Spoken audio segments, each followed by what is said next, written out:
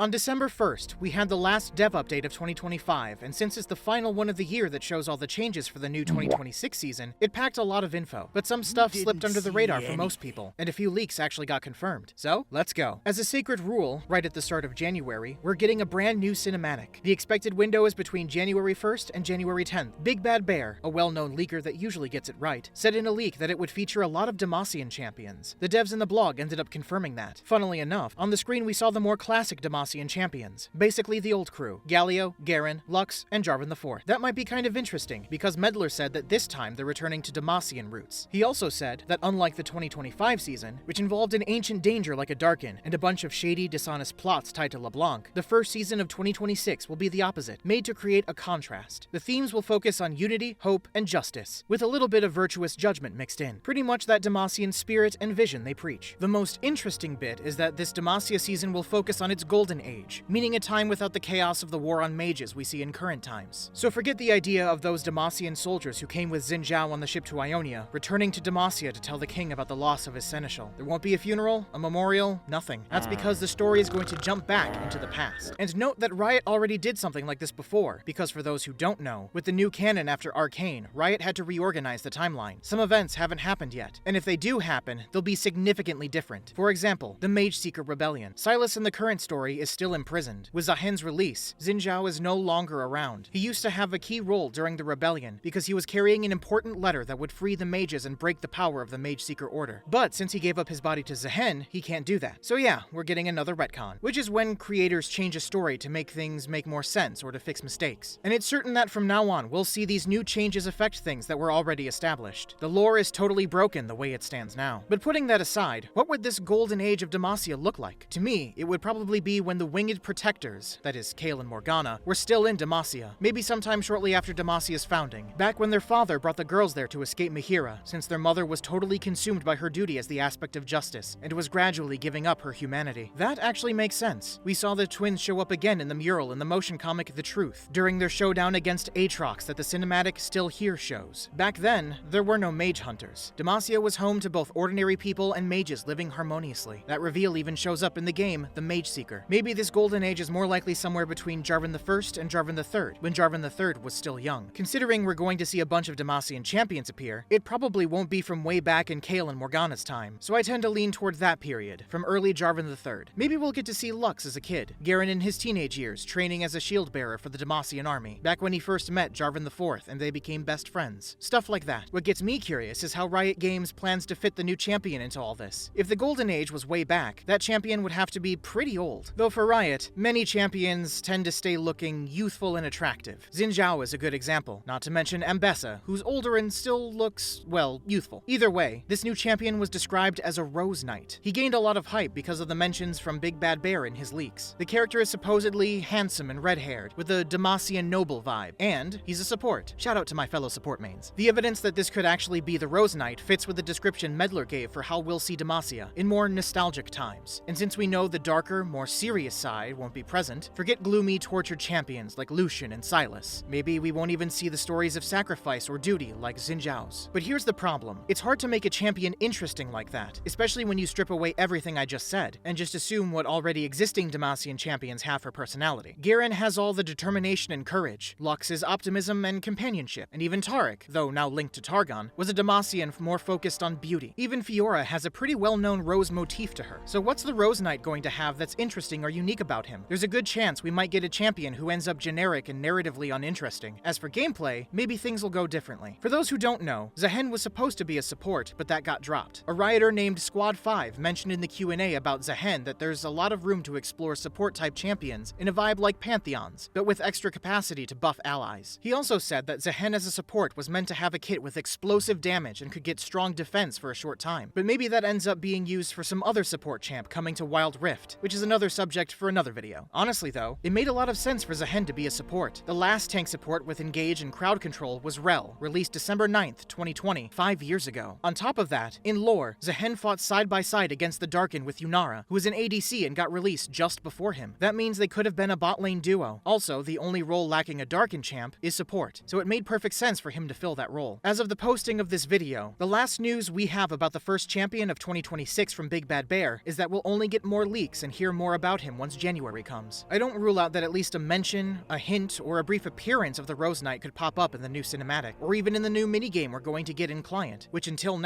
we only know will have a system of Demacian coins. It could be interesting if we start the game as rookies wanting to join the army, and then we climb the Demacian military hierarchy based on our points and achievements. Maybe those coins could be used to buy resources and characters, and with that we build and upgrade our camp, weapons, and infantry, a more strategy-like game, which fits with Demacia and its whole strategic politics. For the Rose Knight's appearance, don't expect something monstrous or ugly. On the contrary, he's definitely going to be good-looking, and since he's going to wear Demacian armor and gear with that whole petricite and steel vibe, I'm 99% sure he's also going to have a cape.